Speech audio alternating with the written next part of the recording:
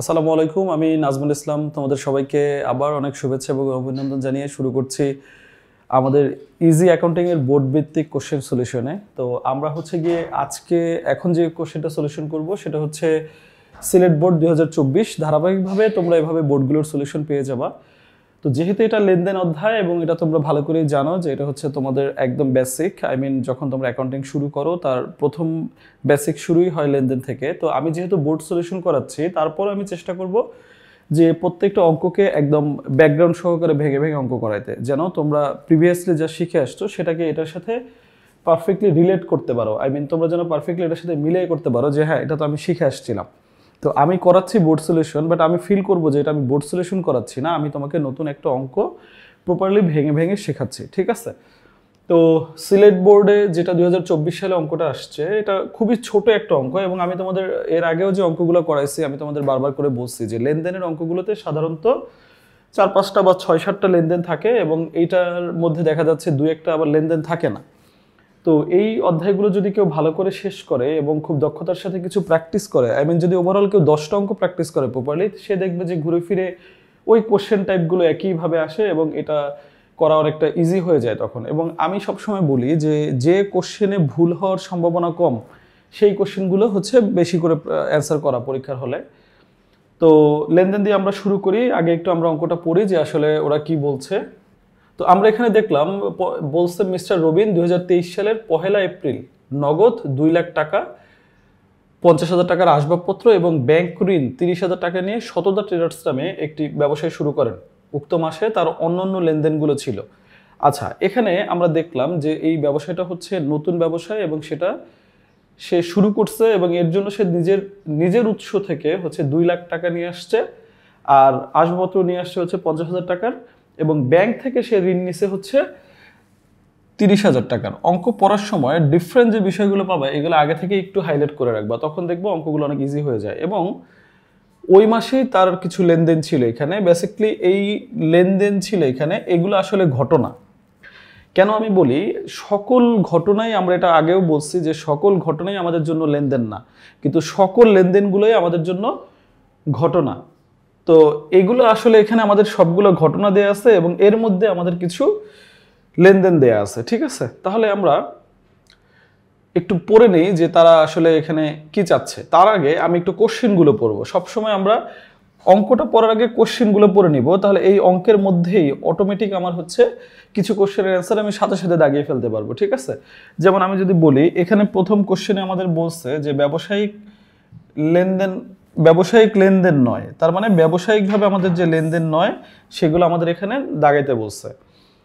এবং 3 তারিখের একটি চালান প্রস্তুত করতে বলছে, ঠিক আছে? আমরা এগুলো প্রপারলি পড়ব। এবং সবার শেষে বলছে হিসাব সমীকরণের প্রভাব। এই একটা কমন জিনিস যেটা আমাদের সাধারণত লেনদেনের অধ্যায় থেকে আসে, আর এইটা আসে বলেই আমাদের ভেঙে ভেঙে এটা করাটা খুব জরুরি। তোমাকে প্রত্যেকটা জিনিস এখানে যদি তুমি ভেঙে ভেঙে বুঝো যে রিয়েল লাইফে আমার ইম্প্যাক্ট কি, তুমি যদি ফিল করো যে আমি গিয়ে একটা প্রতিষ্ঠানের অ্যাকাউন্টেন্ট অথবা অ্যাকাউন্টস ম্যানেজার অথবা ফাইন্যান্স ম্যানেজার, তুমি যেভাবে চিন্তা করো, অথবা তুমি যদি জাস্ট ম্যানেজার হিসেবে চিন্তা করো, তার মানে প্রতিষ্ঠান এবং তোমার মধ্যে 2টা গ্যাপ আছে।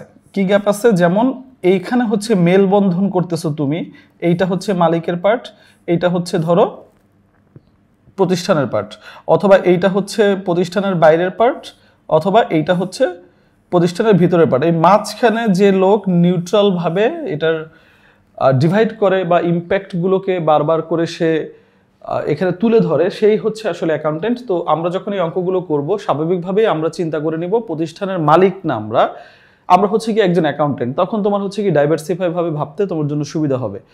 তুমি তখন দুইভাবেই চিন্তা করতে পারবা।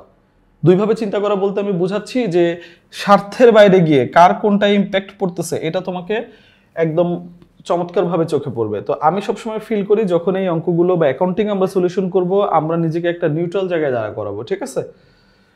ওকে, আমরা তাহলে শুরু করি। অঙ্কটা আমরা পড়ছি, আমরা পড়ে এটাই দেখলাম যে ওরা আমাদের কাছে কি চাইছে। ওরা আমাদের কাছে চাইছে লেনদেন নয় এটা বের করতে। 3 তারিখে একটি চালান তৈরি করতে বলছে আমাদের, 3 তারিখে একটি চালান তৈরি করতে বলছে। এবং সবার শেষ আমাদের বিবরণী ছক যেটাকে বলে, এটাকে আমরা এ সমান সমান এল প্লাস ই।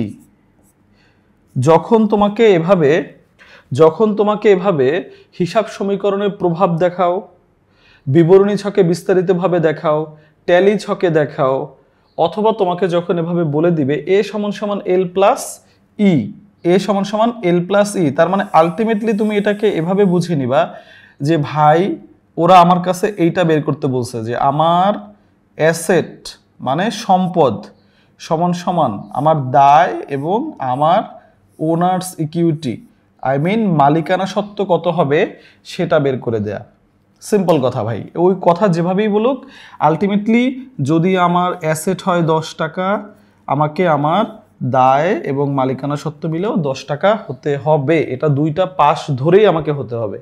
এবং এটা হওয়ার জন্য আমাকে কি করতে হবে, হতে পারে সম্পদ টোটাল মিলিয়ে 10 এবং এখানে দায় এবং মালিকানা সত্ত্ব মিলিয়েও 10, এটা হতে পারে 8, এটা হতে পারে 2, এটা হতে পারে 2, এটা হতে পারে 8, এটা হতে পারে 3, এটা হতে পারে 7। ওটা আমার কিছুই ডিপেন্ড করে না। আলটিমেট গোল হচ্ছে আমার এইখানে যদি 10 হয় তাহলে এখানেও হবে 10। এই হচ্ছে আমার এ সমান সমান এল প্লাস ই, যেটা বেসিক্যালি অথবা সমীকরণের প্রভাব দেখাও, অথবা বিবরণী ছকে প্রভাব দেখাও, অথবা বিস্তারিতভাবে লেনদেনগুলো কারণসহ ব্যাখ্যা করো। এই টাইপের যদি বলা থাকে তখন আমরা এটা করব। এবং আমরা কিন্তু এটা ভালো করে জানি, এই যে অ্যাসেট, এই অ্যাসেটের মধ্যেও আমার কিন্তু অনেকগুলো প্রকারভেদ আছে, কয়েক রকমের অ্যাসেট আমরা পাই। এই যে দায়ের মধ্যেও আমার কয়েক রকমের প্রকারভেদ আছে। এবং এই যে ওনার সিকিউরিটি, এইটা হচ্ছে সবসময় আমি একটা সূত্র তোমাদের খেয়ে ফেলতে বলি যে ভাই সি প্লাস আর মাইনাস ই মাইনাস ডি, এভাবে করে। আচ্ছা যাই হোক, এটা আমরা গ নাম্বারে দেখব। তো আমরা প্রথমে ক নাম্বার শুরু করি। ক নাম্বার শুরু করতে গেলে আমি তোমাদের সবসময় বলছি ভাই, লেনদেন করতে গেলে সবসময় একটা কথা চিন্তা করবা, যেটা হচ্ছে তোমার আর্থিকভাবে কোনো ইম্প্যাক্ট পড়ছে কিনা।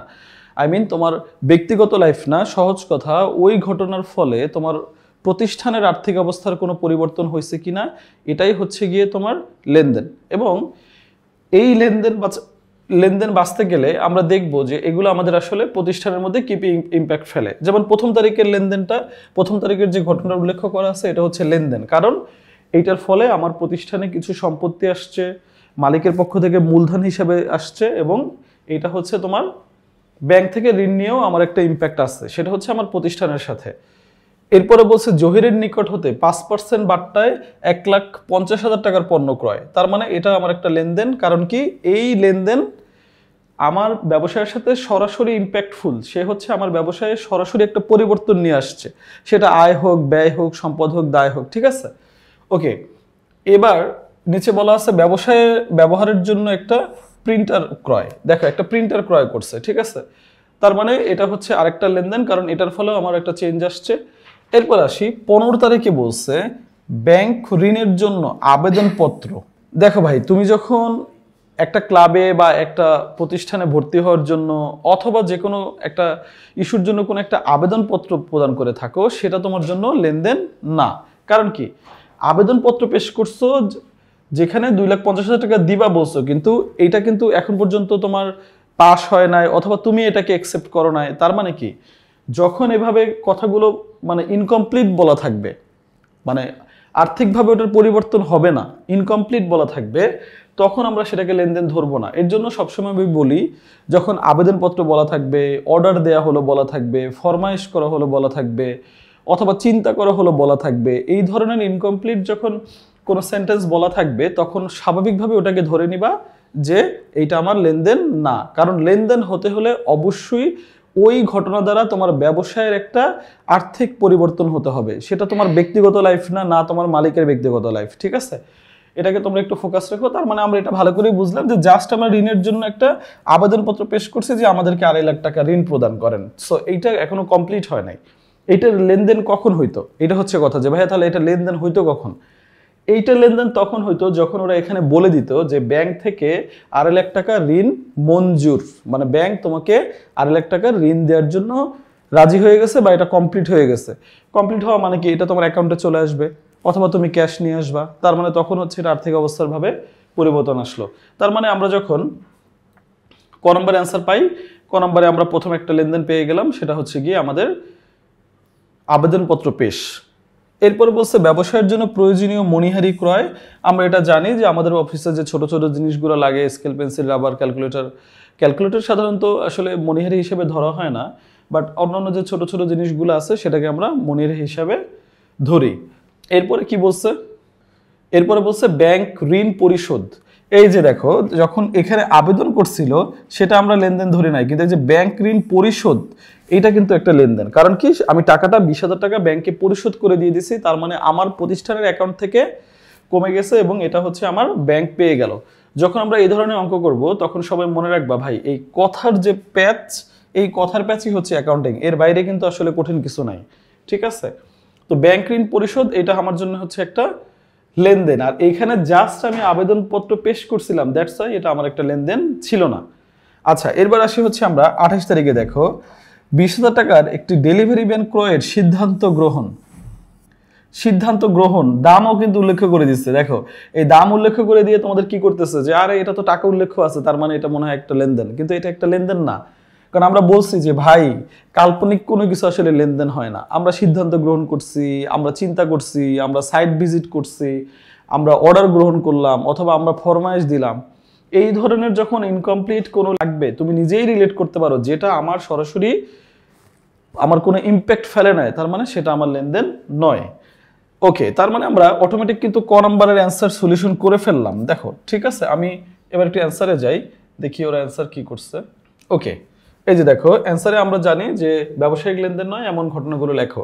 তাহলে আমরা ওখানে এই যে এপ্রিলের 15 তারিখে কি পাইছিলাম, এপ্রিলের 15 তারিখে আমরা পাইছি যে ব্যাংক থেকে ঋণের আবেদনপত্র 2,50,000, এটা আমার লেনদেন না।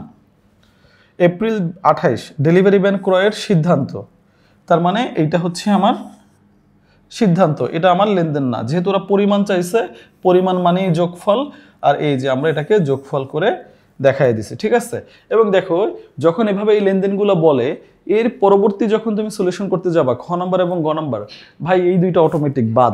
কারণ কি, যেটা আমার ইম্প্যাক্ট ফেলে নাই, যেটা আমার লেনদেন না, সে তো পরবর্তীতে আমার আসলে কোনো মানে কাজ করতে পারে না।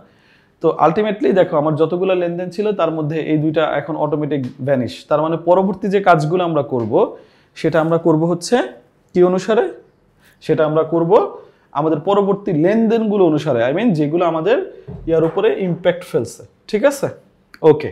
দেন আমি বিশ্বাস করি যে ক নম্বর সবাই বুঝতে পারছো, এই দুইটা লেনদেন হয় নাই, কারণ হচ্ছে আর্থিকভাবে এই দুইটা আমার প্রতিষ্ঠানে কোনো পরিবর্তন আনেনি, দ্যাটস ওয়াই এই দুইটা লেনদেন না। ঠিক আছে, ওকে। এবার আমরা শুরু করি খ নাম্বার। দেখো ভাই, এটা চমৎকার একটা জিনিস, এটা ম্যাক্সিমাম সময়ে আসে, এটা চমৎকার একটা জিনিস, এটা ম্যাক্সিমাম সময়ে আসে, আমি এটাকে পছন্দ করি। সবচেয়ে বড় কথা হচ্ছে এটা চালান তৈরি করা। দেখো ভাই, এই যে চালান তৈরি করার যে বিষয়টা আছে, অ্যাকাউন্টিং এর দ্বিতীয় অধ্যায়ে তোমাদের সাধারণত 6টা ছক করতে হয়। কয়টা ছক করতে হয়? 6টা, একদম বেসিক থেকে। ঠিক আছে, এর মধ্যে প্রথম হচ্ছে চালান, তারপর হচ্ছে ক্যাশ মেমো, তারপর হচ্ছে ডেবিট নোট, তারপর হচ্ছে ক্রেডিট নোট, তারপর হচ্ছে ডেবিট ভাউচার, তারপর হচ্ছে ক্রেডিট ভাউচার। এগুলো স্বাভাবিকভাবেই এখান থেকে আস্তে আস্তে প্রত্যেকটা অঙ্কে সব কাভার হয়ে যাবে। বাট আজকে যেহেতু আমি চালান করাচ্ছি, এই চালানের সাথে যেটা আরেকটা সম্পর্কিত সেটা হচ্ছে ক্যাশ মেমো। ঠিক আছে, ওটা কি? ওটা হচ্ছে ক্যাশ মেমো। ওকে, এই হচ্ছে তোমার ক্যাশ মেমো। ওকে ডান। এবার আমরা দেখি কখন কোনটা করা হয়। একসাথে আমি দুইটা তোমাদের সলিউশন করে দিচ্ছি। সর্বপ্রথম হচ্ছে ওরা আমাদের 3 তারিখের লেনদেন দিয়ে এটা তৈরি করতে বলছে। অবশ্যই এটার একটা রিজন আছে কেন আমাদের অন্যগুলো দিয়ে তৈরি করতে বলে নাই। প্রথম কথা হচ্ছে, যদি তোমাকে এভাবে তারিখ উল্লেখ করে দেয়া থাকে, তার মানে তুমি মনে করবা যে ভাই এটা আমার জন্য ইজি করে দিছে, তারা আমার কাজটাকে সহজ করে দিছে। বাট অনেক অঙ্কেই তুমি দেখবা যে এখানে 3 তারিখের কথা উল্লেখ না করে বলবে উপযুক্ত লেনদেন দ্বারা একটা কি করতে বলবে? চালান তৈরি করতে বলবে। তাহলে উপযুক্ত লেনদেন মানে কি বুঝায়? আসলে উপযুক্ত লেনদেন কোনগুলো হয়, এইটার ব্যাখ্যাটা দিয়ে দিচ্ছি, সবাই একটু মনোযোগ দিয়ে শুনো। চালান যখন আমরা তৈরি করি তখন অবশ্যই ওইটা একটা ধারে ক্রয় অথবা ধারে বিক্রয় হইতে হবে।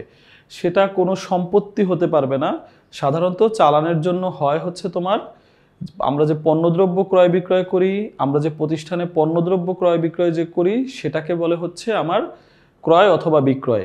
এই যে পণ্যদ্রব্য এটা যখন আমি ধারে ক্রয় বিক্রয় করব তখন হবে হচ্ছে আমার চালান। মনে থাকবে এই কথাটা। সবাই আবার একটু ধীরে ধীরে শুনে নাও। চালান আমরা তৈরি করি ধারে পণ্যদ্রব্য ক্রয় বিক্রয়ের জন্য। আমরা যে প্রতিষ্ঠানে ধারে পণ্যদ্রব্য ক্রয় করি সেটার যে একটা ডকুমেন্টস আমার কাছে কাগজে দেয় এটাকে আমরা বলি চালান। এবং চালান হতে হলে তাহলে সেটা কি হতে হবে? অবশ্যই ধারে হইতে হবে। এবং এর পরবর্তী যেটা আমরা দেখলাম সেটা হচ্ছে ক্যাশ মেমো। ক্যাশ মেমো কীভাবে সলভ করি? ক্যাশ মেমো আর চালানের মধ্যে ডিফারেন্ট হচ্ছে চালানটা হয় ধারে, আর এইটা যেহেতু ক্যাশ নগদ বা ব্যাংক, তখন যে আমরা ক্রয় বিক্রয় করি সেটার প্রমাণপত্র যেটা সেটা হচ্ছে আমার মেমো, ক্যাশ মেমো। মনে থাকবে। তার মানে দুইটা জিনিস শিখে নাও। চালান তৈরি করা হয় ধারে লেনদেনের জন্য, আর ক্যাশ মেমো তৈরি করা হয় নগদে লেনদেনের জন্য। নগদে ক্রয় বিক্রয়ের জন্য হচ্ছে ক্যাশ মেমো, আর চালান হচ্ছে ধারে ক্রয় বিক্রয়ের জন্য। ঠিক আছে? ওকে, এবার আসি দেখো, চালান তো আমরা বুঝলাম। এবার আমরা একটু ভাঙবো যে ভাই তুমি আমাকে তাহলে 3 তারিখের লেনদেন দিয়েই কেন চালান তৈরি করতে দিছো, আর এই যে 3 তারিখের লেনদেন এটা ধারে, এটা আমরা কিভাবে বুঝবো? ঠিক আছে, একবারের জন্য বুঝে নাও ভাই, দেখবা এটা সারা জীবনের জন্য মনে থাকবে। অ্যাকাউন্টিং খুবই মজার, আসলে ইজি যদি কেউ এটার ভিতরে ঢুকতে পারে এবং যে এটা ফিল করে যে এই ঘটনাটা আমার সাথেই ঘটতেছে, আমার জীবনের সাথেই ঘটতেছে। ঠিক আছে, দেখো 3 তারিখে আমাদের এখানে একটা কথা ছিল, জহিরের নিকট থেকে 5% বাট্রায়। এখানে এই যে দাগ দিলাম এগুলো ভেঙে ভেঙে বুঝাবো। প্যাকিং খরচ 1200 টাকা, চালান নং এটা দেয়া আছে। অনেক সময় চালান নং দেয়া থাকে, অনেক সময় দেয়া থাকে না, তখন তোমরা তোমাদের মনের মতো করে বসাই দিতে পারবা। প্রথম হচ্ছে এই লেনদেনটা আমার যে ধারে, এটা আমি কেন বুঝলাম, আমি বুঝলাম কিভাবে, এটা আমার কারণ কি? ওকে, জহিরের নিকট থেকে বিক্রয় সহজভাবে মাথায় গেঁথে নাও। যখন একটা লেনদেন শুধুমাত্র ব্যক্তি বা প্রতিষ্ঠানের নাম উল্লেখ করে থাকে, যখন একটা লেনদেন ব্যক্তি বা প্রতিষ্ঠানের নাম উল্লেখ করে দেয়া থাকে এবং ওর আগে পিছনে নগদ বা ব্যাংক অন্য কোনো কিছু বলা থাকে না, শুধুমাত্র ওই ব্যক্তি বা নাম উল্লেখ করা থাকে, তখন হচ্ছে এটা ধারে লেনদেন। এইটা একদম মাথায় গেঁথে নাও। দেখো, তার মানে জহিরের নিকট, এখানে কি বলা আছে? জহিরের নিকট নগদে, জহিরের নিকট ধারে। এখানে কিন্তু ধারে বললে তার মানে তোমাকে কাজটা আরেকটু আগাই দিত যে এটা আসলেই ধারে, তাও বলে নাই। এখানে কি চেকের মাধ্যমে বা ব্যাংকের মাধ্যমে বলা আছে? বলা নাই। তার মানে জহিরের নিকট। আমি কি বলছি তাহলে? যদি শুধুমাত্র ব্যক্তি বা প্রতিষ্ঠানের নাম উল্লেখ করে ক্রয় বিক্রয় বলা থাকে সেটা অবশ্যই ধারে হবে। এই যে এর জন্য দেখো আমাদের এই 3 তারিখের এটা সুন্দর করে উল্লেখ করে দিছে যে এই 3 তারিখ দিয়ে করো, তোমার জন্য কাজ ইজি করে দিছে। বাট এখানে যদি 3 তারিখ না বলে বলতো উপযুক্ত লেনদেন দ্বারা, তখন তুমি কি করতা? তোমাকে এটাই খুঁজে নেওয়া লাগতো, কারণ ভাই ধারে লেনদেন তো এখানে এই একটাই আছে কাইন্ড অফ। ঠিক আছে, তো এই যে ধারে লেনদেন আমার এটা একটা আছে, তা এই ধারে লেনদেনটাকে আমাকে এবার চালানে রূপান্তর করতে হবে। চালান কি? চালান হচ্ছে একটা প্রমাণপত্র। এইভাবে যে আমরা একটা স্লিপ ওদের কাছ থেকে পাই, এইখানে যে ডিটেলস করে বলা থাকে প্রোডাক্টের নাম, আর এখানে যে ওদের প্রতিষ্ঠানের নাম, তারিখ, এবং এখানে কিছু সংক্ষিপ্ত কথা বলা থাকে, এখানে সিগনেচার থাকে, দুইজনের সিগনেচারই থাকতে পারে। এই যে একটা প্রমাণপত্র তৈরি করি, এইটা আসলে আমাকে খাতায় তৈরি করতে বলছে ভাই। যখন তুমি বাটায় যাও অথবা অ্যাপেক্সে যাও অথবা অন্য কোনো প্রতিষ্ঠান থেকে যাও, সুপার শপে যাও, তুমি যখন কেনাকাটা করো তখন তোমাকে যে একটা ধারে হলে যে রসিদ ধরায় দেয় সেটাই হচ্ছে তোমার চালান বা প্রমাণপত্র। ওই চালান দেখেই আমরা প্রমাণ করি যে আমরা এই লেনদেনটা ওর কাছ থেকে ধারে করছি। ওকে, তাহলে আমরা এবার একটু আসি, আমরা এবার একদম প্র্যাকটিক্যালি দেখি এই চালানটা কিভাবে করছে। জাস্ট এটা আমরা সলিউশনে যাব, তার আগে কোশ্চেনটা একটু তোমরা মনে রেখে দাও। কি বলছে ওরা হচ্ছে জহিরের নিকট থেকে 5% বাট্টায় 1,50,000 টাকার পণ্য ক্রয় করছে। তার মানে ক্রয় কার কাছ থেকে? জহিরের নিকট থেকে। আচ্ছা, এবার আসি প্যাকিং খরচ ছিল কত? 1200 টাকা। এই হচ্ছে আমার লেনদেন। এবার তাহলে আমরা একটু আমাদের অ্যান্সারে যাই, আমরা একটু দেখি কিভাবে ওরা এটা করলো। ওকে, এখানে দেখো খ নম্বরে কি বলা আছে। খ নম্বরে চমৎকার করে এখানে বলা আছে যে নিচে শততা ট্রেডার্সের 3 তারিখের লেনদেনের আলোকে একটি চালান প্রস্তুত করা হলো। আচ্ছা, এখানে আমরা আসি। এই যে দেখো, এখানে এই যে চালানটা সুন্দর করে লেখা আছে, এই চালানটা সুন্দর করে লেখা আছে, এই চালানটা সুন্দর করে এখানে লেখা আছে। তাহলে এবার আসি, চালান নং সুন্দর করে লেখা আছে, এই যে 301। এটা যেহেতু ক্রয় চালান ছিল, দেখো আমরা কার কাছ থেকে ক্রয় করছিলাম, একটু কোশ্চেনে দেখো তাহলে বুঝতে পারবা। আমরা কার কাছ থেকে করছিলাম? জহিরের নিকট থেকে করছিলাম। আমরা কার কাছ থেকে করছিলাম? জহিরের নিকট থেকে, ঠিক আছে। তাহলে এই যে ক্রয় করছি আমরা, এই চালানটা আমাদের দিছে কে? অবশ্যই জহির দিছে। এই চালানটা আমাকে কে দিছে? জহির দিছে। এই যে দেখো, তাহলে আমরা এখানে এই যে দেখো, যেহেতু জহির কাছে ক্রয় করছি, জহির আমাকে এই চালানটা দিছে, তাহলে জহির যেহেতু আমাকে এই চালানটা দিছে, তাহলে এখানে এই যে মিস্টার জহির অথবা জহিরের প্রতিষ্ঠানের নাম লেখা থাকতে পারতো। তাহলে প্রথম কি, ক্রয় চালান যেহেতু, তাহলে আমরা ক্রয় করে আনছি, তার মানে কি এই চালানটা কে দিচ্ছে? আমাকে অবশ্যই আমি যার কাছ থেকে কিনে নিয়ে আসছি সে দিচ্ছে। তাহলে এই যে এইখানে তার নাম, এগুলো ভুল করা যাবে না, এই যে কনফিউজড হওয়া যাবে না যে কার নাম কোথায় লিখবো, ঠিক আছে। ওকে, তাহলে এটা বিক্রয় করছিল কে? জহির। তাহলে এইটা হচ্ছে জহির ছিল আমার বিক্রেতা, এর জন্য এখানে বিক্রেতার নাম। এই হচ্ছে আমার চালান, যেটা আমরা কমনভাবে একটা ইয়াতে লিখে থাকি। কত তারিখে ছিল এটা? তারিখ 3 এপ্রিল, যেটা একদম ওখানে ছিল, দেখে দেখে তুলে দিবা। দেখো এটাকে ভাগ করে নাও। প্রথম কি কাজ, উপরে এখানে কার নাম? বিক্রেতার নাম থাকবে, এখানে যে বিক্রেতা হোক তার নাম থাকবে, তারপরে চালান, আর এই পাশে হচ্ছে তারিখ। এবার এই পাশে আসি, বাম পাশে চালান নং, আর ক্রেতা কি ছিল? ওই যে মিস্টার রবিন, মানে সেটা তোমার প্রতিষ্ঠান, তাহলে মিস্টার রবিন ছিল। তুমি তো মাঝখানে ভায়া একজন মানুষ, তোমাকে কি করতে হবে? যা ঘটনা ঘটছে সেটা তুলে ধরতে হবে, আর এরপরে তুমি ঠিকানা তোমার মনের মতো করে বসাই দিতে পারো। দেখো তারপরে এই যে লাস্টে বিক্রেতার স্বাক্ষর, এই স্বাক্ষরটা কে দিবে? এই যে মিস্টার জহির দিবে, ঠিক আছে। ধরো জহির এভাবে একটা স্বাক্ষর দিয়ে দিল। এবার আসি কথায়, টাকা। টাকাটা কত? টাকাটা হচ্ছে 1,43,700 টাকা। 1,43,700 টাকা, এটা আমরা লিখে ফেলছি কথায়। বিক্রয়ের কোনো শর্ত ছিল কিনা ওখানে? অনেক সময় এভাবে একটা শর্ত থাকে, যেমন 2/10 নিট 30। এটা আমি তোমাদের একটু সময় নিয়ে বুঝাবো এই শর্তটা আসলে কি, আসুক অন্য যে কোনো অঙ্কে। আর এখানে কমন একটা কথা, ভুল ত্রুটি সংশোধনযোগ্য, কারণ এটা যেহেতু একটা হাতে তৈরি চালান, আমরা যখন এটা করব তখন আমাদের এটা ভুল হতেই পারে। ওকে, এবার আসি এখানে কি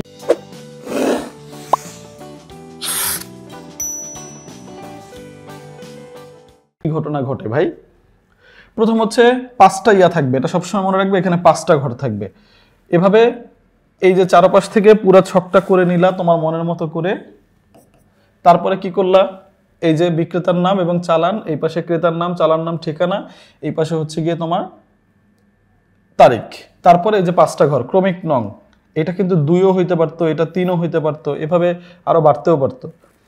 তারপর হচ্ছে মালের বিবরণ, মানে মাল তুমি কি কি কিনছো, দর কতটুকু, পরিমাণ কতটুকু, ঠিক আছে। এইটা এখানে দেয়া নাই, এখানে ডিরেক্ট 1,50,000 টাকা দেওয়া আছে। এই দর মানে ধরো এটা এমন হইতে পারতো যে তুমি 15,000 টাকা করে কিনছো, পরিমাণ কত কিনছো? 15,000 যদি তুমি হয় 10টা কিনছো, তাহলে 15,000 × 10, তার মানে হচ্ছে 1.5 লাখ। আমি কি তোমাকে বুঝাতে পারছি ভাই? এই বিষয়গুলো এভাবে করে দেয়া থাকতে পারতো, বাট এখানে তোমাকে কাজ আরো সহজ করে দিছে। আচ্ছা, এবার আসি, এই যে 1,50,000 টাকা লিখছি, সেখান থেকে আমরা আবার এই যে 5% বাদটা আমরা কেন বাদ দিলাম, আর প্যাকিং খরচটাও আমরা কেন যোগ করলাম?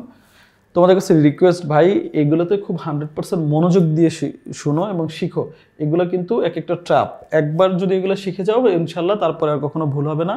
আমি তোমাদের প্রপার এক্সপ্লেনেশন সহকারে শেষ করবো এটা আজকে, ঠিক আছে। দেখো, প্রথম হচ্ছে আমি পণ্য ক্রয় করছি 1,50,000 টাকা, ওকে ডান। এবার এই যে কারবারি বাট্টা, এটা আমার অন্য অঙ্কগুলোতেও আমি তোমাদের বুঝেছি। কারবারি বাট্টা মানে কারবার করার সময় যে বাট্টা, কারবার মানে কি? কেনা বেচা। তার মানে কেনা বেচা করার সময় যে ছাড় দেয়া হয়। দেখো ভাঙো একটু নিজেকে, আবার একটু চিন্তা করো।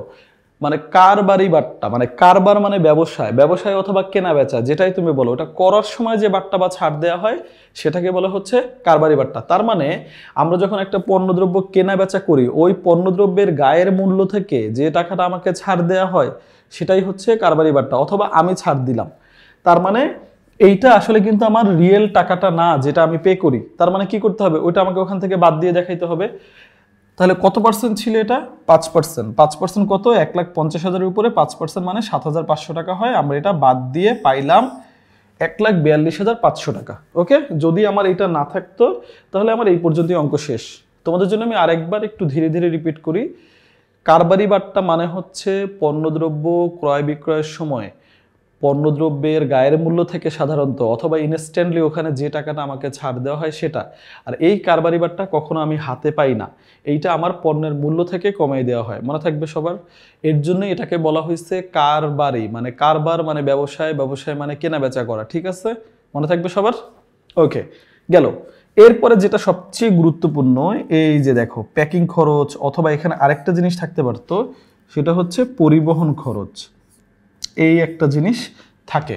ভাই একটা কথা বলে দেই, পরিবহন মানেই ব্যয়, পরিবহন মানেই ব্যয়, সেটা ক্রয় পরিবহন হোক সেটা বিক্রয় পরিবহন হোক, এই কথাটা সবসময় মনে রাখবা, পরিবহন মানেই হচ্ছে ব্যয়।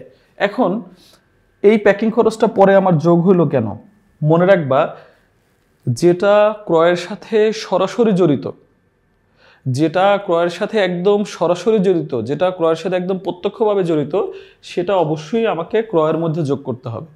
যেমন আমরা যখন একটা পণ্যদ্রব্য ক্রয় করি, ওটা যখন আমরা এনে এখানে বিক্রয় করি, ওই প্রোডাক্টটা আমি যদি 100 টাকায় ক্রয় করি, আমার যদি ওইটা আমার এই পর্যন্ত আনতে টোল দেয়া, পরিবহন খরচ করা, প্যাকিং করা আরও 15 টাকা খরচ হয়, তাহলে অবশ্যই এই প্রোডাক্টের দাম আমার কাছে আগে 115 টাকা ধরতে হবে। তারপরে আনুষঙ্গিক যদি অন্য কোনো পরোক্ষ খরচ থাকে, পরোক্ষ বা মানে হচ্ছে যেটা কম জরুরি, সেগুলো যোগ করে তারপরে আমাকে মোট ব্যয় বের করে প্রফিট করতে হয়। এই হচ্ছে আমাদের রুলস। তো তুমি যদি এই ব্যয়টা বাদ দাও, তাহলে তো তোমার আসলে প্রকৃত ক্রয় মূল্য আসলো না। তাহলে এই ব্যয়টা যোগ করে তোমার ক্রয় মূল্য আনতে হবে। এখানে আরেকটা কোশ্চেন আসতে পারে যে ভাইয়া, তাহলে এটা যেহেতু ক্রয় মূল্য, এটা আমরা ক্রয় মূল্যের সাথে যোগ করলাম, তাহলে এটার উপরে বাদটা ধরলাম না কেন? এইটা আমি তোমাকে প্রপারলি এক্সপ্লেন করে দিচ্ছি, সারা জীবনের জন্য মনে রাখো। ভাই যখন তুমি ক্রয় বিক্রয় করো, অথবা যখন তুমি ওই কোনো ডিসকাউন্ট ওটা থেকে তুমি অ্যাভেল করতে চাও, বা ডিসকাউন্ট তুমি পাও, অথবা ডিসকাউন্ট তুমি দাও, তাকে তুমি কিসের উপরে ডিসকাউন্ট দাও? ডিসকাউন্ট দাও শুধুমাত্র হচ্ছে প্রোডাক্টের গায়ের মূল্য থেকে। তুমি কিন্তু তাকে এই ফ্যাসিলিটি দাও না যে ভাই আপনি যেটা নিয়ে যাবেন ওখানে পরিবহন খরচ যদি 1200 টাকা চায় দোকানদার, আমি আপনাকে ওখান থেকে আরও 200 টাকা কমাই দিলাম ভ্যান গাড়িওয়ালারে। তো এটা তো হয় না, হয় কি, হয় হচ্ছে তুমি কি করো, তোমার হাতে যতটুকু আছে তোমার ওই পণ্য থেকে তুমি ওইটুকু ছাড় দিতে পারো অথবা নিতে পারো, কিন্তু তোমার আনুষঙ্গিক যে খরচ আছে, যে টোল আছে, যে পরিবহন খরচ আছে, বা যে প্যাকিং করবে, সে তো তার সাথে জড়িত না। সে তো বলবে না যে স্যার তাহলে আপনি যেহেতু এখান থেকে 5% ছাড় দিচ্ছেন আমিও দিয়ে দিলাম, সেটা তো হবে না। ছাড়টুকু হয় সবসময় কিসের উপরে? পণ্যের মূল্যের উপরে। দ্যাটস ওয়াই আমরা এই পণ্য ক্রয় এবং এইখান থেকে আমরা আগে কারবারি বারটা বাদ দিয়ে নিছি, তারপর হচ্ছে আমাদের প্যাকিং খরচটা যোগ করে নিছি। দেখো তাহলে আমরা একটু আবার ধীরে ধীরে আসি। এখানে 1.5 লাখ টাকা ছিল আমার পণ্যের ক্রয় মূল্য, 7,500 টাকা হচ্ছে আমার কারবারি বারটা, যেটা আমি আগেই ওখান থেকে ছাড় পাইছি অথবা দিছি, ওটা বাদ দিয়ে দিলাম। এরপরে আমার বেরোইলো 1,42,500 টাকা, এবং আফটার দ্যাট হচ্ছে আমি প্যাকিং খরচ 1200 টাকা যেটা আছে সেটা যোগ করলাম। এটা আমার একটা প্রত্যক্ষ খরচ। এটা আরেকটা নাম হচ্ছে তোমার প্যাকিং খরচ থাকতে পারে, এখানে পরিবহন খরচ থাকতে পারে, টোল নামে যে কোনো কিছু থাকতে পারে, এগুলো সরাসরি ওখানে থাকতে হবে এবং এটা যোগ করে দিতে হবে। তারপরে আমরা এখানে যোগ করে বের করলাম 1,43,700 টাকা হচ্ছে আমার এই চালানটা তৈরি হলো, যে আমি ধারে তার কাছ থেকে 1,43,700 টাকার প্রোডাক্ট কিনছি এবং সেটা আমার কাছে পায়। তাহলে আমি আবার ধীরে ধীরে 1 মিনিটে একটা ব্যাকআপ দিয়ে নিই চালানটা কিভাবে তৈরি করতে হয়। চালান প্রস্তুত করতে হয় ধারে পণ্য ক্রয় বিক্রয়ের জন্য, নগদের জন্য তৈরি করতে হয় ক্যাশ মেমো। এটা সম্পত্তি ক্রয় বিক্রয়ের জন্য সাধারণত হয় না, এটা হয় হচ্ছে তোমার পণ্যদ্রব্য ক্রয় বিক্রয়ের জন্যই, ঠিক আছে। এবার আসি আমরা ঘরটা কিভাবে করব। প্রথমে একটা সেকেন্ডারি একটা ঘর, বড় একটা ঘর আমরা করে নিব। ঘরটাকে মাঝখান থেকে ভাগ করলে উপরে হচ্ছে তোমার বিক্রেতার নাম, এরপর তার চালান, এই ট্যাগলাইনটা থাকবে।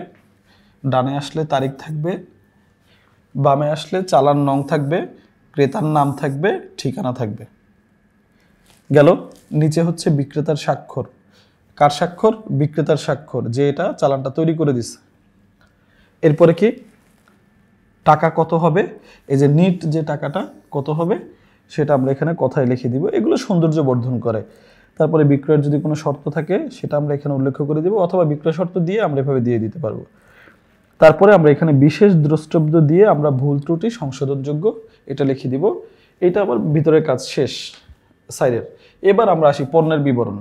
ক্রমিক নং, এটা 5টা ঘর হবে। ক্রমিক নং, মালের বিবরণ, দর টাকা, পরিমাণ, এবং এখানে টাকা বা মোট টাকা যাই লেখো তুমি লিখতে পারো, ওটা কোনো সমস্যা নেই। তাহলে প্রথমে কি করব, যে পণ্যটা ছিল আমরা এখানে মোট টাকা এনে বসাবো। এরপরে ওখান থেকে কারবারি বাট্টা থাকলে এটা আমরা বাদ দিব, না থাকলে বাদ দিব না। তারপর হচ্ছে আনুষঙ্গিক যদি কোনো খরচ থাকে, প্রত্যক্ষ খরচগুলো আছে সেটা যোগ করে দিব, বাস। তাহলে আমাদের বের হয়ে যাবে চালান, এবং এটা আলটিমেটলি আমার নিট খরচ। ওকে, তো আমরা খ নম্বর শেষ করলাম। আমি বিশ্বাস করি যে তোমাদের এরপর থেকে চালান আর ক্যাশ মেমো কখনো ভুল হবে না। এটাই হচ্ছে ক্যাশ মেমো, এটাই হচ্ছে চালান ভাই, আসলে সত্যি কথা। জাস্ট কাইন্ড অফ এখানে চালানের জায়গায় ক্যাশ মেমো লেখা থাকে, বইয়ে একটু তোমরা দেখে নিও। ওকে, এখন আমরা গ নম্বরের যাব। গ নম্বরটা আমাদের জন্য খুব গুরুত্বপূর্ণ অঙ্ক। গ নম্বরে কি বলছে? উপযুক্ত লেনদেনগুলো দ্বারা একটি হিসাব সমীকরণ প্রভাব দেখাও। আমি শুরুতেই তোমাকে এটা বলছি, এটা কতভাবে ওরা আমাকে লিখে দিতে পারে যে আলটিমেটলি আমাকে কি করতে হবে। ভাই আলটিমেটলি আমাকে ওই করতে হবে যেটা হচ্ছে সে চায়, সেটা হচ্ছে ওই একই কথা, এ সমান সমান এল প্লাস ই, অথবা ওই, তুমি যেটাই বলো, এটা আলটিমেটলি একই কথা। এতে হচ্ছে আমার অ্যাসেট, অ্যাসেট মানে আমার সম্পদ, সেটা স্থায়ী এবং চলতি যে কোনোই হইতে পারে। এবার আসি দায়, দায়ও আমার একটা চলতি এবং স্থায়ী যে কোনো কিছুই হইতে পারে। এবার ওনার্স ইকুইটি বা মালিকানা সত্ত্ব, মালিকের যে সত্ত্ব আছে প্রতিষ্ঠানে, সেটা মালিকের সত্ত্ব চারটা জিনিসের উপরে ডিপেন্ড করে। একটা হচ্ছে মূলধন, একটা হচ্ছে আয়, একটা হচ্ছে তোমার ব্যয়, আর একটা হচ্ছে উত্তোলন, মালিক প্রতিষ্ঠান থেকে যা নিয়ে গেল। তার মানে আমরা কি করব, এই যে তোমার উত্তোলন এবং এক্সপেন্স, এটা হচ্ছে ব্যয় হয়, আর এই যে আয় এবং মূলধন মানে এটা হচ্ছে যোগ হয়। তার মানে এই যে ওনার সিকিউরিটি বা মালিকানা সত্ত্ব, এটা বের করতে গেলেই আমাদের প্রথমেই চারটা জিনিস লাগবে। একটা হচ্ছে ক্যাপিটাল, একটা হচ্ছে আয়, আর একটা হচ্ছে এক্সপেন্স এবং উত্তোলন বা ড্রয়িং। ওকে, এবার আসি। তোমরা বলতে পারো ভাইয়া অ্যাসেট আপনি যে বলতেছেন এটা চলতি অ্যাসেট আর স্থায়ী অ্যাসেট কি? যদি সহজভাবে বলি ভাই, যেগুলো 1 বছরের মধ্যে এক্সপায়ার হয় বা 1 বছরের মধ্যে মেয়াদ থাকে সেটাকে আমরা চলতি সম্পদ বলি, যেটা 1 বছরের বেশি থাকে সেটাকে আমরা স্থায়ী সম্পদ বলে কাউন্ট করে ফেলতে পারি। যেমন আমি বলতে পারি এই যে বোর্ড, এটা সাধারণত 1 বছরের মধ্যে নিঃশেষ হওয়ার মতো না, এটা আমরা লং টাইম একটা সার্ভ নিবে, এটা হচ্ছে তোমার জন্য স্থায়ী সম্পদ। কিন্তু যদি তোমাকে ক্যাশ টাকা বলি, ব্যাংকে জমা টাকা বলি, সেটা যে কোনো সময় শেষ হয়ে যেতে পারে, তো সেটা হচ্ছে চলতি। সেম দায়ের ক্ষেত্রেও এই কনসেপ্টেই যাবে, যেটা আমার লং টার্ম হবে দায় সেটা হচ্ছে আমার স্থায়ী দায়, আর যেটা হচ্ছে আমার শর্ট টার্ম সেটা হচ্ছে আমার চলতি দায়। এখন শর্ট টার্ম কি দায়? যেমন আমার কাছে কেউ টাকা পায়, সে আমার পাওনাদার, সে আমার একটা চলতি দায়, সে আমার কাছে কি চাইবো, আমি তাকে টাকাটা দিয়ে দিই।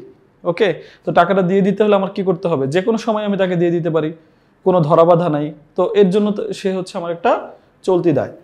এবার আমরা আসো এই লেনদেন পড়া অনুসারে দেখি আমরা অঙ্কটা সাজাই কিভাবে কি করলো। এই অঙ্কটা একটু একটু বড় কাইন্ড অফ, বাট তোমরা সবাই মনোযোগ মানে রাখো, ধৈর্য রাখো, এটাকে কিন্তু তোমরা হারাই ফেলো না। এই অঙ্কটা পারলে সহজগুলা আরো সহজ হবে। ওকে, এখানে দেখো এই হচ্ছে আমাদের অ্যান্সার, এবং আমরা এটাকে এখন ওই লেনদেন অনুসারে আমরা মিলাবো। প্রথম আমাদের যে লেনদেন ছিল, লেনদেনটা আমাদের কি ছিল? লেনদেনটা ছিল যে আমরা নগদ 2 লাখ টাকা, আসবাবপত্র 50,000 টাকা এবং 30,000 টাকার ব্যাংক ঋণ নিয়ে আমরা কি করছিলাম? ব্যবসায়টা শুরু করছি। তাহলে আমাদের এখানে যদি আমি তোমাদের একটু দেখাই, শুরুতে কি ছিল? নগদ, তারপরে কি ছিল? আসবাবপত্র, তারপরে কি ছিল? ব্যাংক। আচ্ছা, এখন কথা হচ্ছে তোমাদের প্রথম যে কোশ্চেনটা আসতে পারে যে ভাইয়া এই যে তারা সম্পত্তি যে লিখলো এ সমান সমান এই যে সমান সমান এই যে এল প্লাস ই বা ওই যেটা বলো, তো তারা এই সম্পত্তি যে এখানে 4টা হবে না 5টা হবে, এটা ওরা কিভাবে বের করে? এই যে প্রদেয় হিসাবে এখানে 3টা হবে না 2টা হবে, এটা কিভাবে বের করে? তারপর হচ্ছে মূলধন, এটা তো আমরা জানি যে এটা হচ্ছে সি প্লাস আর মাইনাস ই মাইনাস ডি। এখন তাহলে আমরা একটু দেখে আসি এই অঙ্কটা সলিউশন করার আগে যে এখানে আমার নগদ আসলো, আসবাবপত্র আসলো, ব্যাংক আসলো, অফিস সরঞ্জাম আসলো, এই যে সম্পত্তির আমি 4টা ঘর এখানে লিখলাম, আমি এটা কোন সেন্সে লিখলাম আমি খুঁজে বের করবো কিভাবে? ঠিক আছে, তারপর এখানে ছিল প্রদেয় হিসাব, দায়, ব্যাংক ঋণ, এটা আমি কিভাবে লিখলাম? এটা তো আমার কনফিউজ লাগে, আমি তো জানি না যে আমার এই অ্যাসেটের মধ্যে কয়টা আমার ঘর হয়ে দাঁড়ায়। ঠিক আছে, তাহলে আমরা একটু এটা দেখে আসি, তাহলে তোমাদের জন্য ইজি হবে। দেখো ভাই, প্রথমে ইজিলি পড়তে হবে, আর এখান থেকে আমাকে সম্পত্তিগুলো আগে বের করে নিই। প্রথমে দেখি কি আছে এখানে। প্রথমে আছে নগদ, তার মানে নগদ একটা সম্পদ পাইছি। আসবাবপত্র, এটাও আমার একটা সম্পদ, আমি জানি। ব্যাংক ঋণ, এটা আমার একটা দায়। এটা আমার একটা অ্যাসেট, এটাও আমার একটা অ্যাসেট। এখন ব্যাংক ঋণ এখানে আসলে আমার দায়ও আছে, সম্পদও আছে। কারণ কি তোমাকে বলি, ব্যাংক থেকে যে ঋণটা নিছো সেটা তোমার অ্যাকাউন্টে যে জমা হয়েছে না, তাহলে এইটা তোমার একটা টাকা, এটা তোমার অ্যাসেট। সিমিলারভাবে ব্যাংক তোমার কাছে টাকা পায়, তার মানে কি, সিমিলারভাবে ব্যাংক তোমার কাছে টাকা পায়, তার মানে ব্যাংকের কাছে তুমি দায়বদ্ধ, তার মানে তখন এটা তোমার এল। ওকে, তার মানে আমরা দেখো অ্যাসেট 3টা পেয়ে গেছি, দায় একটা পেয়ে গেছি। এই যে জহিরের নিকট থেকে 5% বাট্টায়, তার মানে জহির আমার কি ছিল, একজন, জহির আমার একজন পাওনাদার, কারণ এটা ধারে লেনদেন ছিল। পাওনাদার হলে আমরা ওটাকে কি লিখি, প্রদেয় লিখি, প্রদেয় লিখি, অথবা দেয় লিখি, অথবা পাওনাদার লিখি, ঠিক আছে, অথবা ক্রেডিটর লিখি, যে কোনো কিছুই লিখি। দেখো আমি মানে হিসাবগুলো বের করে নিচ্ছি কিভাবে আমি দায় এবং আমার সম্পত্তিগুলো সাজাবো। তখন এখানে আরেকটা এল আমি পেয়ে গেলাম। এই যে ব্যবসায় ক্রয়ের জন্য একটি প্রিন্টার, প্রিন্টার আমার কি একটা অ্যাসেট, কি অ্যাসেট, ফিক্সড অ্যাসেট। প্রিন্টার হচ্ছে আমার একটা ফিক্সড অ্যাসেট, ঠিক আছে, প্রিন্টার হচ্ছে আমার একটা ফিক্সড অ্যাসেট। তাহলে এইটা হচ্ছে আমার একটা ফিক্সড অ্যাসেট। আমি তাহলে অ্যাসেট আরেকটা পেয়ে গেলাম। তাহলে এটা অ্যাসেট কয়টা ছিল, ওখানে নগদ ছিল, আসবাবপত্র ছিল, প্রিন্টার আমার একটা অফিস সরঞ্জাম নামে আমরা লিখতে পারি। আচ্ছা, এটা আমরা আরেকটা অ্যাসেট আমরা ধরে নিলাম, ঠিক আছে। এরপরে ব্যাংক ঋণের জন্য আবেদন, এটা তো আমার লেনদেনই না, এই দুইটা এটা আমি ধরবই না। মনেহারি ক্রয়, মনেহারি আমার একটা কি, ব্যয়। মনেহারি আমার জন্য একটা কি, মনেহারি ক্রয় আমার জন্য একটা কি, ব্যয়। মনে রাখবা সম্পত্তি ক্রয় বাদে অন্য যে কোনো ক্রয় আমার জন্য একটা ব্যয়। এবার আসি নগদ, তার মানে নগদ তো আমরা একবার নিচ্ছি, এই যে নগদ নিচ্ছি, তো সেটা আমার আর ধরার দরকার নাই। ব্যাংক ঋণ পরিশোধ, ব্যাংক ঋণ ওখানে তো একবার আমরা নিচ্ছি, তার মানে এই যে ব্যাংক ঋণ দায় আমরা একবার নিচ্ছি, ধরার দরকার নাই। ডেলিভারি ভ্যান ক্রয়ের সিদ্ধান্ত, এটা তো আমার সিদ্ধান্ত, এটা আমার লেনদেন না, এটা আমি তো কাউন্টই করব না। তার মানে আমরা এই লেনদেনটা পরে দেখলাম আমাদের এখানে নগদ টাকা আছে, আসবাবপত্র আছে, ব্যাংক ঋণ আছে। জহিরের প্রদেয় হিসাব, মানে দায়ের পাশে দুইটা আমরা পেয়ে গেছি। নগদের পাশে আমরা কি কি পাইলাম, নগদে আমরা পাইছি নগদ, আমরা আসবাবপত্র পাইছি, আমরা ব্যাংক ঋণের মধ্যে আমার ব্যাংকের টাকা পাইছি, সাথে হচ্ছে আমরা আর কি কি পাইলাম, একটা প্রিন্টার ক্রয়, যেটা আমাদের সাধারণত অফিস সরঞ্জাম, মানে অফিসের জন্য যেহেতু ইউজ হয় সেই অনুসারে থাকে। তাহলে আমরা 4টা সম্পত্তি কাউন্ট করতে পারি। ওকে, এবার আমরা অ্যান্সার দেখি, দেখি তোরা সম্পত্তিতে কি লিখছে। দেখো ইজিলি, সম্পত্তিতে 1 নম্বরে আমার নগদ ছিল, 1 নম্বরে আমার কি ছিল, নগদ ছিল 1। আসবাবপত্র ছিল শুরুতে, যেটা নিয়ে শুরু করছি, ওই যে ব্যাংক ঋণ নিছি, ব্যাংকে টাকাটা জমা হয়, এটা ছিল 3। এটা হচ্ছে অফিস সরঞ্জাম, এটা ছিল 4। তবে এই যে ব্যাংক ঋণ আমরা নিলাম, দেখো ভাই এটা নিয়ে একটা কন্ট্রোভার্সিয়াল বিষয় আছে। কি আছে কন্ট্রোভার্সিয়াল বিষয়, সেটা হচ্ছে তুমি চাইলে এটাকে কি করতে পারো, ব্যাংকের টাকাটা অনেক সময় নগদেও ধরে, অনেক সময় ব্যাংকে যে অ্যাকাউন্টে জমা হয় সেটাও ধরে। এটা নিয়ে আসলে কোনো মানে কন্ট্রোভার্সিয়াল আসলে ধরার কিছু নেই। তুমি যদি এটাকে নগদেও ধরো, নগদ ধরতে পারো, ব্যাংক ধরলেও ব্যাংক ধরতে পারো। তবে আমার পারসেপশনে এটা ব্যাংক ধরা সবচেয়ে বেশি আদর্শ। কারণ কি, ব্যাংক সাধারণত করে কি, যখন তোমাকে ঋণ দেয়, ঋণ দেওয়ার আগে তোমাকে একটা অ্যাকাউন্ট খোলায় ওই ব্যাংকে, এবং তোমাকে বলে যে আপনার এই ঋণটা আপনার অ্যাকাউন্টে গিয়ে জমা হয়ে যাবে। আমি কি বুঝতে পারছি? তাহলে এটা সবাই একটু মনোযোগ দিয়ে থাকবা, আর এই খুঁটিনাটি বিষয়গুলো এমনভাবে শিখে নাও ভাই, নিজের জীবনের জন্য যেন প্রপারলি কাজে লাগে। ঠিক আছে, তুমি যদি ঋণ নিতে যাও ব্যাংকে, এবার ব্যাংকওয়ালা বললো ভাই আপনার একটা অ্যাকাউন্ট খুলতে হবে, এখন তুমি তেরে গিয়ে বললো ভাই অ্যাকাউন্ট খুলতে হবে কেন, আমি তো ঋণ নিতে আসছি। তো ব্যাংক তো তোমাকে টাকাটা হাতে হাতে দিয়ে দিবে না, ও তোমার অ্যাকাউন্টে ট্রান্সফার করবে, ওখান থেকে তুমি তুলে তুলে খরচ করবে। তো আমার কাছে ব্যাংক ঋণ নিলে এটার যে আমরা জাবেদা বা ডেবিট ক্রেডিট যেটা লিখি, এটার জন্য আমার কাছে সবচেয়ে ভালো লাগে বা শুদ্ধ মনে হয় ব্যাংক হিসাব ডেবিট আর ব্যাংক ঋণ হিসাব ক্রেডিট। এই হচ্ছে আমার জাবেদা, কারণ ব্যাংকে আমার টাকাটা বাড়লো আমার অ্যাকাউন্টে, তার মানে এটা আমার সম্পদ বাড়লো, এটা হচ্ছে আমার ডেবিট। আর এইখানে হচ্ছে আমার ব্যাংক ঋণ বাড়লো, দায় বাড়লে ক্রেডিট। এটা যখন আমরা আবার জাবেদা বা ডেবিট ক্রেডিট করব তখন প্রপারলি এক্সপ্লেন করবো ইনশাল্লাহ। জাস্ট বেসিক যেহেতু আমি করাই, এর জন্য আমি টুকটাক অন্যান্য জায়গা থেকেও কিছু জিনিস তোমাদের জন্য টেনে আনার চেষ্টা করি ভাই। এইটা আনতে হয়, কারণ হচ্ছে বোর্ডের কোশ্চেন সলভ করাচ্ছি, এই বোর্ড তো আর এমনি এমনি আসে নাই, আগে অবশ্যই তোমরা অঙ্কগুলো করে আসছো। জাস্ট আমি ওই রিমাইন্ডার দেওয়ার জন্য তোমাদের সাধারণত এইগুলো বাড়তি কথাগুলো আমি বলে যাচ্ছি। ওকে, তার মানে আমরা এখান থেকে 4টা অ্যাসেট পাইয়ে গেছিলাম, এবং আমরা এখন কি করব দেখো, তাহলে দায় কয়টা পাইছিলাম, দায় আমরা 2টা পাইছিলাম। ওই যে ধারে আমরা ক্রয় করছিলাম, সেখানে একটা ছিল প্রদেয় হিসাব, ধারে ক্রয় করছিলাম তখন আমরা পাইছিলাম কি, একটা প্রদেয় হিসাব। আর ওই যে ঋণ নিচ্ছি, তাহলে এটা হচ্ছে আমার 2 নাম্বার দায়। তো যখন আমরা এইভাবে দায় বের করব তখন আমরা যেন এটাকে 100% এই ফোকাসটে রাখি যে আমার সম্পত্তিগুলো এবং দায়গুলো কিভাবে খুঁজে বের করব। আর এইটা ওই যে আমাদের চিরচেনা, আমার প্রত্যেক অঙ্ক দেখলেই তুমি বুঝবা সি প্লাস আর মাইনাস ই মাইনাস ডি। এখন বলতে পারো ভাইয়া আপনি তো বিরক্ত করে ফেলতেছেন এগুলো বলতে বলতে। ভাই আমি তোমাকে এটা বলতে বলতে বিরক্ত করে ফেলবো, কারণ এই কোশ্চেনটাই সবসময় অনেক সময় 2 নাম্বারের জন্যই আসে। এবং এই মালিকানা সত্যটা বোঝাটা তোমার জন্য খুবই জরুরি, যে এইখানে মালিকের ইম্প্যাক্টগুলো কিভাবে হয়। সে যে টাকাটা ইনভেস্ট করে, তুমি তো আর মালিক না, তুমি হচ্ছে কি ওখানে, তুমি ওই প্রতিষ্ঠানের সিম্পল একজন কর্মচারী হিসেবে নিজেকে চিন্তা করো। তো এই ইম্প্যাক্টটা প্রপারলি করা জরুরি। দ্যাটস ওয়াই আমি তোমাকে এটা বলতে বলতে আমি খাওয়াই ফেলবো ইনশাল্লাহ। প্রথম হচ্ছে আমার মূলধন যেটা মালিক দিল, তার মানে মূলধন বাড়ে, আয় হইলে বাড়ে, এই এক্সপেন্স আর হচ্ছে উত্তোলন, এটা হলে এই দুইটা হলে কমে। সিম্পল কথা ভাই, এত কিছু বুঝি না। এই কনসেপ্টটা কোনোভাবেই ভোলা যাবে না, মনে থাকবে? ওকে, গেল। এবার আমরা তাহলে শুরু করি। তারপরে তোমাদের সুবিধার জন্য আমি এখানে একটু লিখে রাখতেছি, সি সি প্লাস আর, তার মানে এই দুইটা প্লাস হবে। এবার এখানে ই আর ডি কি হবে? মাইনাস হবে। বাস, তোমাদের সুবিধার জন্য এইটা অঙ্ক আমরা শুরু করি।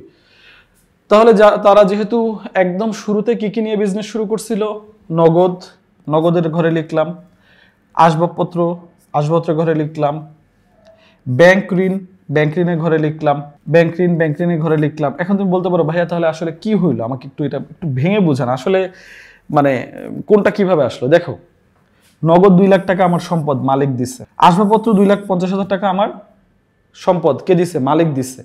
মালিক যা দেয় সেটা হচ্ছে আমার মূলধন, মালিক যা দেয় সেটা হচ্ছে আমার মূলধন। আমি আবারও স্পষ্ট করে বলি ভাই, ব্যাংকের থেকে যেটা আনে সেটা মূলধন না, সেটা ব্যাংকের সাথে দায়বদ্ধ। মালিক প্রতিষ্ঠানে যতটুকু দিবে সেটা হচ্ছে মূলধন।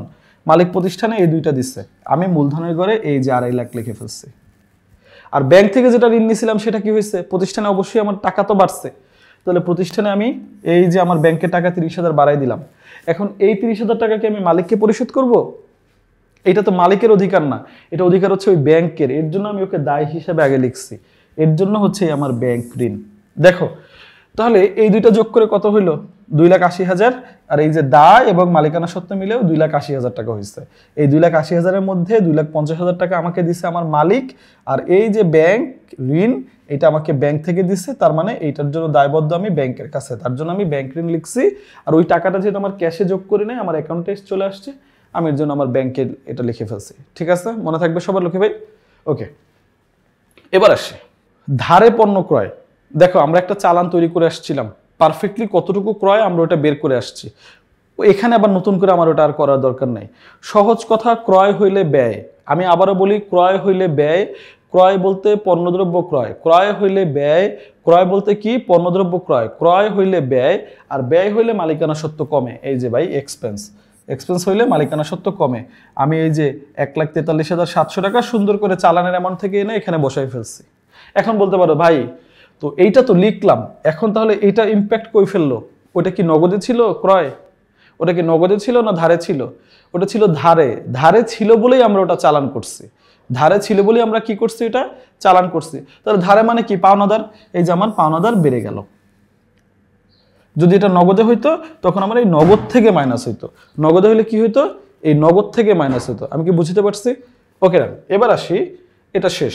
তার মানে আমরা যে ধারে পণ্য ক্রয় ছিল, যেহেতু ব্যয়, ব্যয় মানে মালিকানা সত্ত্ব কমে, আমাদের সূত্র অনুসারে মালিকানা সত্ত্ব কমাই দিছি। আর যেহেতু এই ব্যয়টা আমার ধারে হয়েছে, ক্রয়টা আমি ধারে করছি, আমার পাওনাদার বাড়ছে বা আমার প্রদেয় বাড়ছে অথবা আমার দেয় বাড়ছে, এর জন্য দায়ের ঘরে বসাইছে। শেষ ভাই। যখন এই অঙ্ক করতে হবে তখন সিম্পল কথা হচ্ছে, আমার সাথে যা ঘটবে আমি তাই লিখব।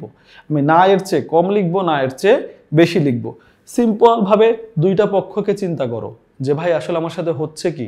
ইম্প্যাক্ট তো আর একভাবে হয় না। যখন তুমি একটা গালে চট দিবা, ভাই ব্যথা গালে পাবে আর এখান থেকে আরেকটা শক্তি যাবে, তার মানে পক্ষ দুইটা লাগবে, সেটা যেভাবেই হও তুমি ভাই। এখন আমাকে আবার বলো না ভাই আমি এক হাত দিয়ে তালে দিতে পারি এভাবে করে, বাট ওইটা ওই আরেকটা সাপোর্ট তোমার লাগছে, তার মানে এটার ইম্প্যাক্ট দুইটা হবেই, এটা মাস্ট। ওকে, এরপরে কি ছিল? এরপরে লেনদেনটা কি ছিল এটা আমরা একটু ভালো করে দেখি। এই যে 40,000 টাকা দিয়ে একটা প্রিন্টার ক্রয় করছে, 40,000 টাকা দিয়ে একটা কি ক্রয় করছে? প্রিন্টার। প্রিন্টারকে সাধারণত অফিস সরঞ্জাম বলে। এটা তোমাদের বইয়ে এখানে লিস্ট করা আছে যে কোন অ্যাসেটটাকে কি হিসাবে আমরা কাউন্ট করব, ঠিক আছে? তাহলে প্রিন্টার একটা আমার অফিস সরঞ্জাম, অফিসে ব্যবহারের জন্য যে সরঞ্জাম সেটা, তাহলে এটা আমার একটা অ্যাসেট, এই যে লিখছি। এখন কি হয়েছে, এই প্রিন্টারটা আমার কি হয়েছে, প্রিন্টারটা কিনতে আমার নগদ টাকা গেছে না, এর জন্য আমার এই নগদ টাকাটা আমি বুঝাইছি। ডান, ওকে। তার মানে প্রিন্টার কিনছি, সম্পত্তি বাড়ছে, এখানে যে প্লাস চিহ্ন, আর এখান থেকে এই নগদ টাকা কমছে, এর জন্যই মাইনাস চিহ্ন। মনে রাখবে এই ব্রেকেট দেওয়া মানে হচ্ছে মাইনাস চিহ্ন, আর ব্রেকেট ছাড়া লেখা মানে হচ্ছে প্লাস চিহ্ন। আর এখানে এই যে প্রত্যেকটা ব্যালেন্স দিনে দিনে নামাই ফেলছে, তুমি না চাইলে এভাবে দিনে দিনে নাও নামাইতে পারো, তুমি প্রত্যেক দিন বসে লাস্টে এসে যোগ বিয়োগ করে দিতে পারো। এটা হচ্ছে তোমাদের সুবিধার জন্য যে আগের ব্যালেন্সটা তুমি দেখতে পারো এর জন্য। বাট যদি তোমার কাছে টাইম কনজিউম থাকে বা ওখানে যদি সময়ের অভাব থাকে, তুমি এই যে প্রত্যেক উদ্ধৃতি অনুসারে নামানোর দরকার নেই, তুমি টাইম ডেট অনুসারে প্রত্যেক ঘরের তার লেনদেন লিখবা, লাস্টে এসে এখানে যোগ বিয়োগ করে দিবা। ওকে ডান, এটা গেল। এবার এপ্রিলের 20 তারিখে কি বলছে? মণিহারি ক্রয়। মণিহারি ক্রয়, সম্পত্তি ক্রয় বাদে যে কোনো ক্রয় সাধারণত হয়ে থাকে ব্যয়। তাহলে মণিহারি ক্রয়, মণিহারি কি? ওই যে স্কেল পেন্সিল রাবার এগুলো যে ইউজ করে সেটাকে কি বলে? মণিহারি। তাহলে মণিহারি কি হবে? মণিহারি হবে আমার জন্য একটা ব্যয়। আর ব্যয় মানে কি? ব্যয় মানে কি? মালিকানা সত্ত্ব কমবে, সহজ কথা। ব্যয় মানে মালিকানা সত্ত্ব কমবে, মালিকানা সত্ত্ব আমরা কমাই দিলাম। মণিহারি কি দিয়ে কিনছি? টাকা দিয়ে কিনছি। মণিহারি কি দিয়ে কিনছি? টাকা দিয়ে কিনছি। টাকা দিয়ে কিনলে এটা নগদ কমছে। যদি ব্যাংক দিয়ে কিনতাম তাহলে ব্যাংক কমতো। যদি আমরা এটা ধারে কিনতাম তাহলে আমার এই যে পাওনাদার বাড়তো। আর সবসময় আমি একটা কথা বলি, এইটা একটু মনে রাখো, আগের অঙ্কগুলোতেও বলছি, দেবী, তার মানে ধারে বিক্রয়ের সাথে দেনাদারের সম্পর্ক। ধারে বিক্রয়ের সাথে কার সম্পর্ক? দেনাদার। দেনাদার মানে কি? প্রাপ্য। প্রাপ্য মানে কি? যার কাছ থেকে আমি টাকাটা পাবো। ওকে, আরেকটা আমি বলি, দেবীর কয় পা। দেবীর কয় পা। দেবীর কয় পা। কয় বা পা মানে হচ্ছে ক্রয়। ক্রয়ের সাথে কার সম্পর্ক? পাওনাদারের। পাওনাদারকে আমরা সুন্দর করে কি ডাকি এখন? প্রদেয়। পাওনাদারকে আমরা সুন্দর করে কি ডাকি? প্রদেয়। তার মানে দেবীর কয় পা মানে দেনাদার মানে হচ্ছে বিক্রয়, আর কয় পা মানে হচ্ছে ক্রয়ের সাথে পাওনাদারের সম্পর্ক। এইটুকু তোমাদের নিজেদের জন্য একটু বুঝে নিও ভাই, এটা মনে রাখো অথবা নোট ডাউন করে নাও। অ্যাকাউন্টিং ঘুরে ফিরে দেখবা কিন্তু তোমার ওই সবগুলো এগুলাই আসবে, ঠিক আছে? ওকে, তার মানে মণিহারি ক্রয় করছি। মণিহারি ক্রয় মানে ব্যয়, ব্যয় মানে মাইনাস কি? মাইনাস মালিকানা সত্ত্ব মাইনাস। কারণ মালিক মূলধন গ্রহণ করে, মূলধন দেয় এবং লাভ গ্রহণ করে, এই দুইটা তার মূলধন বাড়ায়। আর ব্যয় আর উত্তোলন মানে সে প্রতিষ্ঠান থেকে যেটা নিল, এটা নিলেই তার কি হবে? এটা মাইনাস হবে। গেল। এরপরে আমরা কি আসছি? 25 তারিখে আর কি লেনদেন ছিল ভাই? 25 তারিখের লেনদেনটা একটু দেখো। আমরা ব্যাংক ঋণ পরিশোধ করে দিচ্ছি। সহজভাবে চিন্তা করো, ব্যাংক থেকে আমরা ঋণ পরিশোধ করে মুক্ত হয়েছি। ভাই আমার একটা দায় কমছে। কোন দায়? ব্যাংকের ঋণের দায়। 20,000 টাকা ব্যাংক ঋণের দায় আমার কমছে। ওকে, ব্যাংক ঋণের দায় আমার 20,000 টাকা কমে গেছে। এবার এই ব্যাংক ঋণটা দিতে আমার কি লাগছে? নগদ টাকা লাগছে। অবশ্যই নগদ টাকা ছাড়া তারা আমি দিতে পারি নাই। তার মানে এটা আমার কিভাবে হয়েছে? আমার অ্যাকাউন্ট থেকেই তো আমি ওরে দিয়ে আসছি। আমি তো আর ওরে আমার ক্যাশ থেকে গিয়ে আমি ওকে ওর অ্যাকাউন্টে ঋণ বাবদ জমা দেই নাই। ওটা ওরা করতে হয় কি, আমার অ্যাকাউন্টেই এই টাকাটা জমা রাখতে হয়, ও ওখান থেকে কেটে নেয়। যেমন তোমরা ক্রেডিট কার্ড দেখো, ক্রেডিট কার্ডে কি হয়? তোমার ক্রেডিট কার্ডের টাকা তোমার অ্যাকাউন্ট থেকেই ক্রেডিট কার্ডে পাঠিয়ে দিতে হয়। তার মানে এভাবে করে কেটে নেয়। তো এটার ফলে কি হয়েছে? এই যে ব্যাংক ঋণ কমছে, দায় কমে গেছে। আর ব্যাংকে যে আমার টাকা ছিল 30,000, সেখান থেকে ওরা 20,000 টাকা কেটে নিচ্ছে। অথবা এখানে আমার আরো টাকা বেড়ে 50,000ও হইতে পারতো, 70,000 হইতে পারতো। আফটার দ্যাট ওরা কেটে নিত, ঠিক আছে? তো আমরা পুরো লেনদেনটা সব বসায় ফেলছি। এবার আমি সংক্ষিপ্ত করে, যেটা আমি আমার মতো এভাবে বলতে পছন্দ করি, ধীরে ধীরে তোমাদের 2 মিনিটে আরেকবার আমি রিভিশন দিব যে কিভাবে আমার এই লেনদেনগুলো আসলো। 1 তারিখে আমরা নগদ 2 লাখ টাকা, আসবাবপত্র 50,000 টাকা, যেটা আমরা মালিকের কাছ থেকে পাইছি, এই দুইটা বসায় ফেলছি। এই দুইটা আমার মূলধনের ঘরে বসাইছি, শেষ। ব্যাংক থেকে ঋণ নিয়েছিলাম, ব্যাংকে আমার টাকাটা বাড়ছে, ব্যাংকে বসাইছি। ঋণ নিয়েছিলাম, ঋণ মানে দায় বাড়ছে, বসায় ফেলছি। তার মানে আমার সম্পত্তির পাশে যা আসছে 2,80,000, আমার দায় এবং মালিকানা সত্ত্বের পাশেও আসছে 2,80,000। প্রথম লেনদেন শেষ। ধারে পণ্য ক্রয়, ক্রয় মানে ব্যয়। ধারে পণ্য ক্রয়, ক্রয় মানে ব্যয়। ব্যয় মানে কি হবে? মাইনাস। কিসে মাইনাস? মালিকানা সত্ত্বে মাইনাস। প্রথম শর্তই বাদ। এবার এটা কিসে করছি? ধারে। ধারে মানে কি? আমার ঋণ বাড়া বা দায় বাড়া। দায় বাড়ছে, প্রদেয় বাড়ছে, প্রদেয়ের সাথে প্লাস, শেষ। এরপরে আমরা কি করছি? অফিস সরঞ্জাম কিনছি, সম্পত্তি কিনছি। মনে রাখো, সম্পত্তি কিনলে একটা সম্পত্তি বাড়ে আর একটা সম্পত্তি কমে, তাহলে সম্পত্তি একটা বাড়ছে। কি বাড়ছে? অফিস সরঞ্জাম বাড়ছে, বাস। কি কমছে? কিনতে তো টাকা লাগে অথবা ব্যাংকের টাকা লাগে, নগদ টাকা দিয়ে কিনছি, যেহেতু কিছুই বলা ছিল না যে ব্যাংক ট্যাঙ্ক, তাহলে নগদ কমে গেছে, ডান। এরপর কি হয়েছে? মনিহারি ক্রয়। মনিহারি ক্রয় আমার জন্য একটা ব্যয়, ব্যয় মানেই মালিকানা সত্ত্ব কমে। মনিহারি ক্রয় ব্যয় মানেই মালিকানা সত্ত্ব কমে। মালিকানা সত্ত্ব থেকে আমরা মনিহারি ক্রয় 15,000 মাইনাস করছি। কিসে ক্রয় করছি? নগদে, ব্যাংকে নাকি ধারে? কোনো কিছু বলা নাই, তার মানে নগদে। নগদ মানে নগদ থেকে মাইনাস, শেষ। এরপরে কি? এরপরে লেনদেন ছিল ব্যাংকের ঋণ পরিশোধ করছি। সিম্পল ভাবে ভাই ঋণ পরিশোধ করছি, ঋণ থেকে মুক্ত হয়েছি। দায় কি কমে গেল? কি দায়? ব্যাংক ঋণ কমে গেল। এবার এই ব্যাংক ঋণের টাকাটা কোথা থেকে দিচ্ছি? আমার অ্যাকাউন্ট থেকে দিচ্ছি, 20,000 টাকা কমে গেল, ডান। ওভারঅল সব আমরা এভাবে বসাই ফেলছি। এখন আমার কাজ এটার ব্যালেন্স নামানো। দেখো নগদের ব্যালেন্স নামছে 1,45,000, তোমার আসবাবপত্র নামছে 50,000, তোমার ব্যাংক ঋণ নামছে 10,000। ওই যে 30,000 ছিল সেখান থেকে আবার 20,000 পরিশোধ করছে ব্যাংকের টাকা, তাহলে এটা এখন 10,000 আছে তোমার জমা। অফিস সরঞ্জাম ছিল 40,000। সব মিলিয়ে তোমার এই যে অ্যাসেট, লাস্ট পর্যন্ত যে ওরা আমাদের এই একটা কথাই বলে যে ভাই কিছু বুঝি না, এখানে এসে আমারে মিলাই দাও। এই যে আমরা মিলাই দিলাম। কি মিলাই দিলাম? অ্যাসেট পাইলাম 1,45,000। এখন এই দুগ্গা মিলাও আমার কি হইতে হবে ভাই? এই দুগ্গা মিলাও আমার এখন 2,45,000ই আমার হতে হবে। আমি কি বুঝতে পারছি? দেখি হয় কিনা। এই যে দেখো ভাই, আমার দায় চালান থেকে যেটা আমরা পাইছি, চালানের একদম লাস্টের অ্যামাউন্টটা 1,43,700। ব্যাংক ঋণ 30,000 ছিল, লাস্টে এসে আমি পরিশোধ করে দায় কমাই ফেলছি, হয়েছে 10,000। আর এই যে মালিকানা সত্ত্ব 2,50,000 টাকা নিয়ে শুরু করছিল, ওই বছর শেষে দেখো ভাই তার কাছে মালিকানা সত্ত্ব 91,000 টাকা, 91,300 টাকা জমা ছিল। তার মানে ওভারঅল আমরা এটা যোগ বিয়োগ করে দেখলাম, এই যে 91,300, এই যে 43,700, আর এই যে আমার 10,000, এই সব মিলে আমার আসলে 2,45,000 টাকাই হয়েছে। যদি এটা 2,45,000 টাকা না হয় তাহলে আমার অঙ্কে প্রবলেম আছে। আমার বিশ্বাস যদি তোমরা এভাবে ভেঙে ভেঙে কয়েকটা বিবরণী ছক করো, 5-7টা বিবরণী ছক একদম কনসেন্ট্রেশন সহকারে, যে ভাই আমাকে এটা নারী নক্ষত্র বুঝতে হবে এবং আলটিমেট গোল হচ্ছে কোথায় কোথায় সে ইম্প্যাক্ট ফেলতেছে, কোথায় কোথায় আমাকে নিয়ে যাচ্ছে, সেটা যদি তুমি বসাও, আমার বিশ্বাস এই অঙ্কগুলো তোমাদের জন্য অনেক ইজি হবে। এবং এত টেনশন করার কিছু নাই। এইটাই আমার লাস্ট সলিউশন না, এরপরে আরও এই টাইপের সলিউশনই করাবো এবং করাইতে করাইতে বিরক্ত করে ফেলবো, যেন বিবরণী ছক দেখলে মনে হয় যে ভাই এটা তো আমি পারি, এটা আর করবো না, এমন পর্যায়ে নিয়ে যাবে ইনশাল্লাহ। ঠিক আছে, আজকের জন্য তাহলে আমরা এটা শেষ করতেছি। এবং এটা ছিল আমাদের একটা বোর্ড সলিউশন, এবং এই বোর্ড ছিল হচ্ছে আমাদের সিলেট বোর্ড 2024। অঙ্কটা চমৎকার একটা অঙ্ক ছিল, তোমরা অবশ্যই এটা মিনিমাম 2বার করে প্র্যাকটিস করবা বাসায়। সো সবার জন্য শুভকামনা। আজকের জন্য আমরা এই অঙ্কটা শেষ করলাম।